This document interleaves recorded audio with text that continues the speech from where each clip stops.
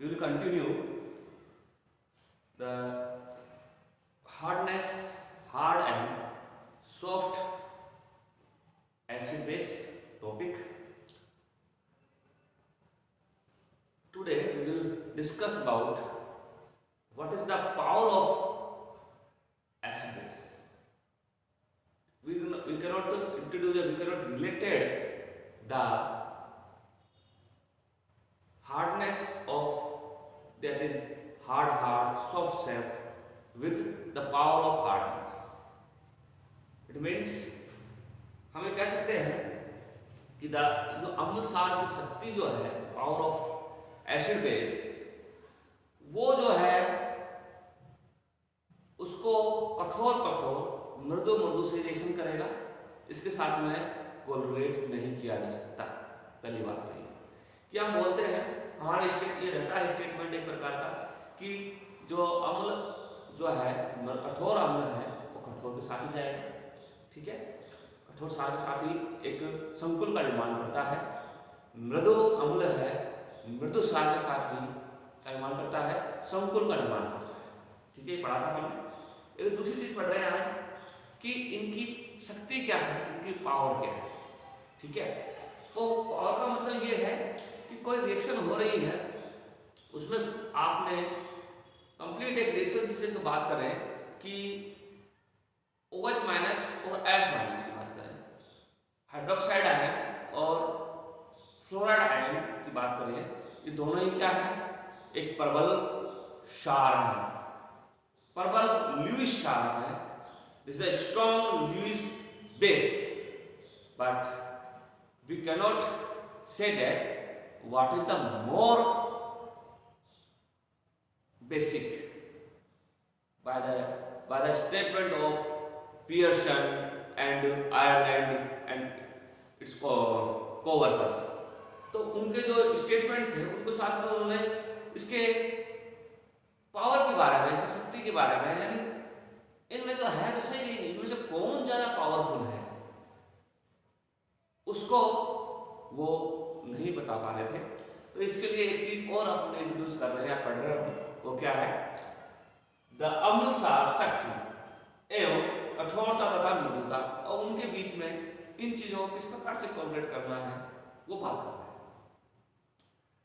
हमने कठोर सार के बारे में स्टेटमेंट दिया था, लेकिन कठोर सार के साथ साथ अम्ल सार की जो शक्ति है उसको आपस में एक दूसरे से कोलरेट नहीं किया जा सकता। ये डिपेंड करेगा कि उस अम्ल की शक्ति या उस सार की शक्ति दिए गए दूसरे जो है अम्ल और सार उसकी तुलना में ज्यादा है या कम है। ये रिलेटिव एक स्टेटमेंट है, रिलेटिव स्टेटमेंट, यानी उसको जब तक हम बताएंगे नहीं कि भाई ये एक स्टूडेंट छोटा है या बड़ा है। सभी एक क्लास में BSc में है, सभी स्टूडेंट्स बैठे हुए हैं, तो उनमें से पूछा जाएगा कि कौन सा सबसे लंबा है, एक खड़ा होगा तो उसको कंपैरिजन चलेगा, दैट इज कंपैरिजन। तो हम कहते हैं कि 8 से या 5 से ऊपर वाले 5.5 फीट जिसकी हाइट है, उससे ऊपर वाले सारे क्या होंगे, लंबे होंगे, तो सारे एक तरफ आ जाएंगे। अब उनमें से सबसे लंबा कौन सा होगा उसको अपन को देखना पड़ेगा। तो ये चीजें जो उन्होंने इतना तो बता दिया कि 5.5 से ऊपर वाले सब इतने होंगे, यानी जिसकी अम्लता ज्यादा है या कठोर है वो इधर आ जाएंगे। यानी इन्होंने यहाँ तक समझा दिया कि जितने भी मृदा धातुएं हैं, ये क्षारीय मृदा धातुएं हैं या मृदा धातुएं हैं, वो सारे के सारे किसमें रखी गई, कठोर अम्ल में रखी गई। और संक्रमण धातु जो थी स्टार्टिंग की, जैसे कि हम शक्ति का स्कैंडियम, टाइटेनियम और वेनेडियम और क्रोमियम तक, वो सारे के सारे संक्रमण धातुएं हैं, निम्न संक्रमण धातुएं हैं जिनके की डी ऑर्बिटल में कम से कम इलेक्ट्रॉन पाए जाते हैं, जिससे कि उनका जो कठोरता सामने आती है।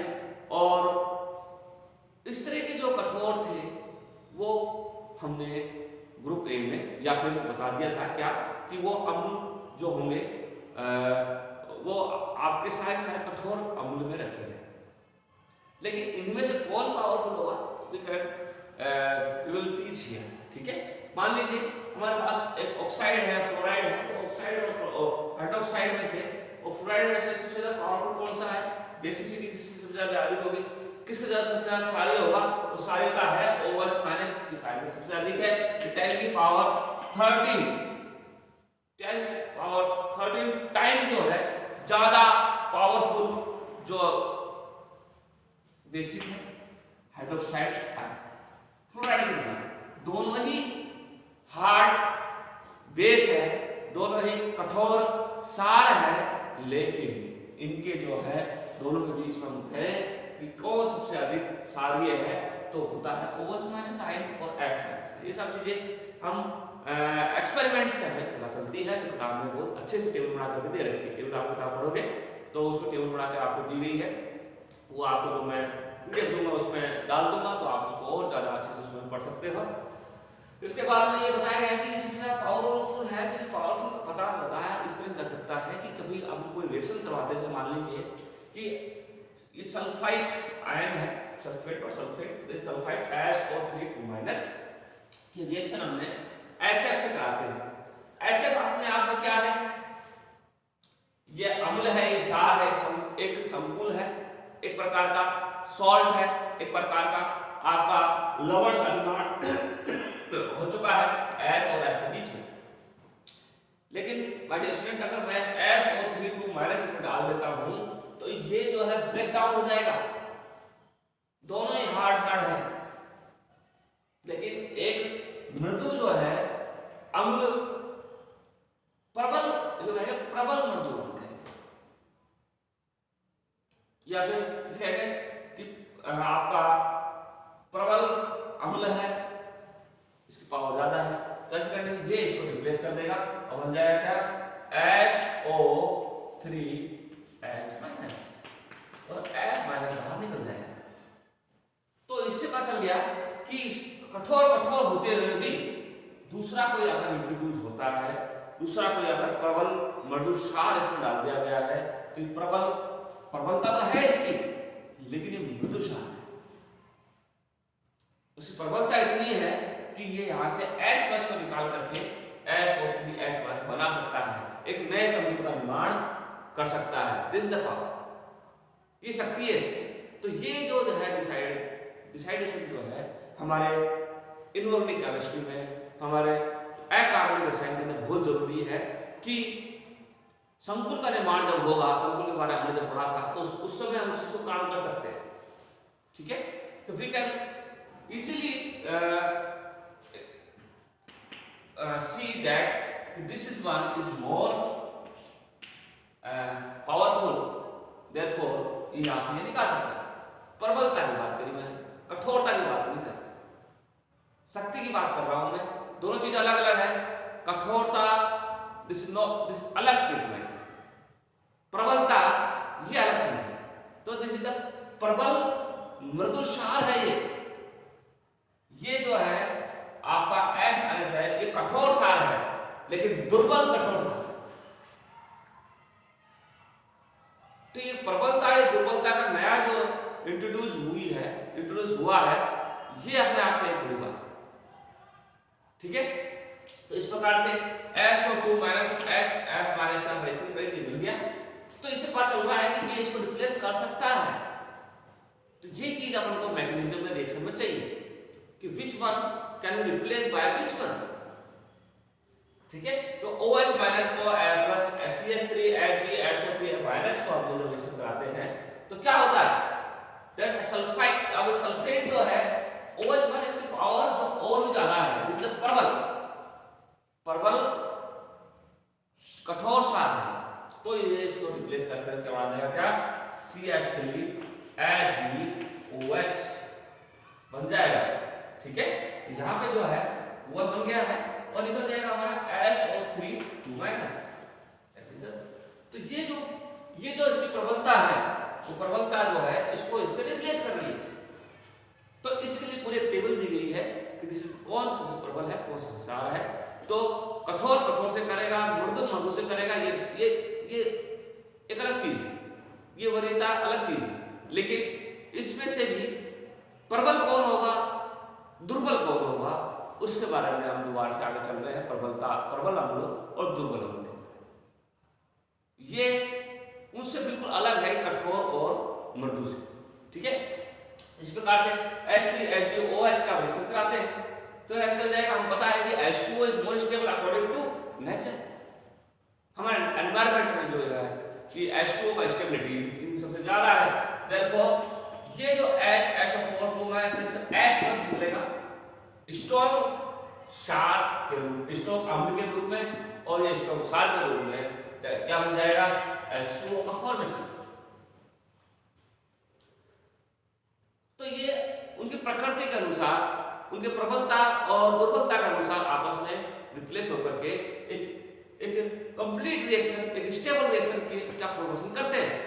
इससे पहले हमने पढ़ा था कि संकुल का निर्माण करने के लिए कठोर से और क्षार से करता है, लेकिन वो संकुल का निर्माण कठोर से करता है, लेकिन उनमें भी कौन प्रबल है उनका पता लगाना पड़ता है। उनका पता लगाने के लिए हमें टेबल थ्योरी पढ़ना पड़ेगा। तो वो कहलाती है उसकी अम्ल क्षार शक्ति, जैसे पावर ऑफ एसिड बेस।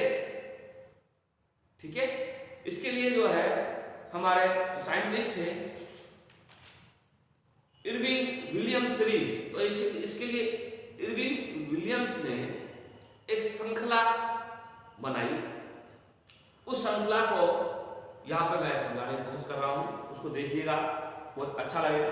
तो इस प्रकार से हम क्या करें कि कठोरता मृदुता का संबंध अम्ल क्षार शक्ति से नहीं है, वो जो चीज है वो उसके किसके परिप्रेक्ष्य में देख रहे हैं, उस परिप्रेक्ष्य के ऊपर उसकी प्रबलता और दुर्बलता निर्भर है। किसके सापेक्ष में आप देखना चाह रहे हो, किसके रिलेटिव में आप उस चीज को एसिड, स्ट्रॉन्ग एसिड और स्ट्रॉन्ग बेस बता रहे हो। तो स्ट्रॉन्ग जो चीज है वो और हार्ड जो चीज है वो हार्ड और soft, is not this is अलग thing, but strong and weak this is अलग थिंग। ये दोनों चीजें अलग अलग है। ठीक है, इस चीज को यहाँ पे हम बताना चाह रहे हैं कि इनमें से भी कौन सा स्ट्रॉन्ग होगा वो निकालना, वो कहलाएगा उसका strongness of acid and strongness of base. इसी तरह से जो है हम इरविन विलियम्स सीरीज के बारे में पढ़ेंगे। Irwin Irwin Williams Williams series के बारे में यहाँ पे श्रृंखला के बारे में पढ़ना चाहते हैं। तो इरविन विलियम जो सीरीज है वो इसी के ऊपर डिपेंड है कि जो इनऑर्गेनिक कॉम्प्लेक्सेस है, जो अकार्बनिक संकुलों का निर्माण होता है, वो अकार्बनिक संकुलों में किस लिगेंड के साथ में कौन सा धातु आयन जो है वो स्ट्रॉन्ग संकुल का निर्माण करेगा, प्रबल संकुल का निर्माण करेगा। ये पहले बताया था मैंने, उसको और इंट्रोड्यूस कर रहे हैं। तो इन्होंने इसके लिए उन्होंने एक श्रृंखला बनाई। उस श्रृंखला में क्या कहा कि बेरियम 2+ से लेकर के जो आपके Cu2+ तक जो है आपकी सीरीज जो बनती है, उसमें बेरियम, स्ट्रोंशियम, इस प्रकार से आप करते हो, कैल्शियम, फिर इसके बाद में जो है आपके आ जाता है मैग्नीशियम तक उन्होंने बताया। फिर जो है इन्होंने सीरीज का निर्माण कर रहे हैं और उस सीरीज में ये ऊपर नीचे आपके चलेगा। इस प्रकार से क्या है, ये आ गया। फिर लिखा है उन्होंने कि Mn एक सीरीज का निर्माण किया, फिर Mn से लेकर फिर FeCO Ni फिर Cu2+। तो इस प्रकार से उन्होंने एक सीरीज का निर्माण किया और इस सीरीज के अनुसार उन्होंने बताया कि जो भी आपके मृदा धातु है सारी की सारी, और उनके ऊपर जो निम्न संक्रमण धातुएं हैं उनके d ऑर्बिटल में कम से कम इलेक्ट्रॉन पाए जाते हैं, वो सारे के सारे जो है कठोर अम्ल की श्रेणी में आते हैं। हमने पहले देख लिया था। तो उसी तरह से इन्होंने बताया कि ये सारे के सारे कठोर अम्ल क्यों आते हैं, क्योंकि d ऑर्बिटल में इनके इलेक्ट्रॉन कम से कम है और सारे के सारे जो है मृदा धातुएं हैं। तो वो बताना चाह रहे हैं कि इस प्रकार के जो निर्माण करेगी संकुल या इस प्रकार के जो धातुएं हैं वो संकुलों का निर्माण करेगी, तो उसके लिए लिगेंड का जो क्रम होगा वो हमने जो ग्रुप ए और ग्रुप बी में देखा था, उसके लिए लिगेंड का क्रम उन्होंने बताया कि ONS, यानी ऐसे लिगेंड से ऑक्सिलेट है। ऑक्सिलेट का मतलब इस प्रकार से माइनस CO माइनस ये माइनस, इसका ऑक्सिलेट, ठीक है। इसी प्रकार से आपका नाइट्रोजन वाला लिगेंड जो है वो आपका है CH2, इसे बोलते हैं इथाइल डाइमीन। तो वो जो चीज है, ये जो चीज है, ये जो है आपका कहलाएगा नाइट्रोजन वाला लिगेंड। इस तरह सल्फर वाला लिगेंड भी हमारे पास CH2H जुड़ा हुआ है और यहाँ पे है और CH2N2। तो ये जो लिगेंड है, ये जो लिगेंड अपन देंगे किसी माइनस का है, किसी भी आपके मेटल के साथ में जुड़ते हैं, ये सारे किसी भी मेटल के साथ में जुड़ते हैं F+ के बाद में। तो इन्होंने बताया कि ये जो लिगेंड में जो ऑक्सीजन जुड़ने का क्रम है, ऑक्सीजन नाइट्रोजन सल्फर, तो उसका क्रम के लिए श्रृंखला स्थापित करी। उस श्रृंखला में उन्होंने बताया कि जो इस दो लिगेंड्स में ऑक्सीजन जुड़ा हुआ है, ठीक है, उसकी वीर्यता उन धातुओं के साथ में ज्यादा होगी जो कि मृदा धातुएं हैं और निम्न संक्रमण धातुएं हैं जिनके कि d ऑर्बिटल में कम इलेक्ट्रॉन पाए जाते हैं। उनके साथ में इनका स्थायित्व, इन संकुलों का स्थायित्व ज्यादा बताया, इन संकुलों को ज्यादा ये लिगेंड वीर्यता देते हैं। तो इस प्रकार से जो है ये धातुएं के में इन लिगेंडों का क्रम ये होगा, पहले नाइट्रोजन फिर सल्फर, पहले ऑक्सीजन फिर नाइट्रोजन फिर सल्फर, ठीक है। लेकिन जैसे ही हम क्या करते हैं, ये जो आपके सारे मृदा धातुएं हैं, उसके बाद में हम चलते हैं कहां पे, उच्च संक्रमण धातुओं की तरफ। तो उच्च संक्रमण धातुओं में जाते हैं तो d ऑर्बिटल में इलेक्ट्रॉनों की संख्या बढ़ जाती है। तो d ऑर्बिटल में इलेक्ट्रॉन की संख्या बढ़ने के कारण इनका अम्लीयता जो बताई थी मैंने, ये एक मृदु अम्ल की तरफ चले जाते हैं। तो इनका क्रम जो है इन लिगेंडों का, इन तीनों लिगेंडों का, जो कि सल्फर और CH2NH2 है, ऑक्सलेट आयन है, फिर इसके बाद डाइथाइल एमीन है, ये भी लिगेंड का काम कर रहे हैं, लिगेंड दे रहे हैं। इस प्रकार से डाइथाइल एमीन जो है हमारा, इस प्रकार CH2 और जो NH2 ये लिगेंड का काम करता है। इस प्रकार से एक लिगेंड बनता है और किसका फॉर्मेशन करता है, ऑक्सीजन नाइट्रोजन सल्फर के जो लिगेंड्स हो गए या फिर किलेटों का फॉर्मेशन करते हैं, ये किलेट लिगेंड कहलाते हैं। ये किलेट लिगेंड जब भी मेटल के साथ में रिएक्शन कराएंगे तो उनका क्रम उन्होंने बताया कि अगर उच्च संक्रमण धातुएं हैं तो उनका क्रम क्या हो जाएगा, सल्फर से वाले लिगेंड का पहले आएगा, फिर नाइट्रोजन का आएगा, फिर लास्ट में ऑक्सीजन का आता है। ये क्रम हमारे इवरिंग विलियम्स सीरीज में कहलाता है। तो उन्होंने इन तीन लिगेंडों को करते हुए, मृदु धातुओं को लेते हुए, उच्च संक्रमण, निम्न संक्रमण धातुओं से लेकर के उच्च संक्रमण धातुओं से लेते हुए इन सभी का क्रम जो है हमें बताया। और उस क्रम के अंदर उसको वीर्यता किसके लिगेंड के साथ में होगी, क्योंकि विशेष रूप से 3 प्रकार के एलिमेंट्स वाले, तत्व वाले ही लिगेंड पाए जाते हैं, सल्फर, नाइट्रोजन, ऑक्सीजन। इस सल्फर, नाइट्रोजन, ऑक्सीजन से संबंधित जो लिगेंड है उनका क्रम SNO कब होगा, जब वो उच्च संक्रमण धातु होंगी, यानी वो मृदु अम्ल कहलाएंगे, ठीक है।